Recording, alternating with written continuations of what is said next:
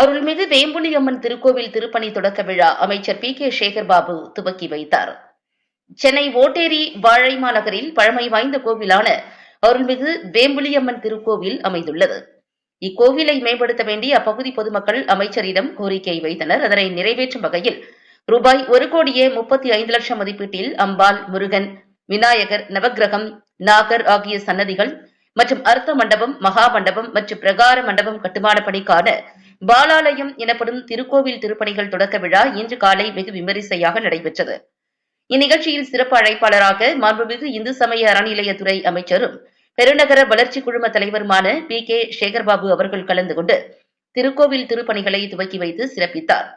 இந்நிகழ்ச்சியில் பெருநகர சென்னை மாநகராட்சி மேயர் பிரியாராஜன், திருவிக நகர் சட்டமன்ற உறுப்பினர் தாயகம் கவி மற்றும் இந்து சமய அறநிலையத்துறையின் சென்னை மண்டல இணை ஆணையர் முல்லை, உதவி ஆணையர் புவனேஸ்வரி, திருவிக நகர் பகுதி செயலாளர் தமிழ்வேந்தன் ஆகியோர் கலந்து கொண்டனர்.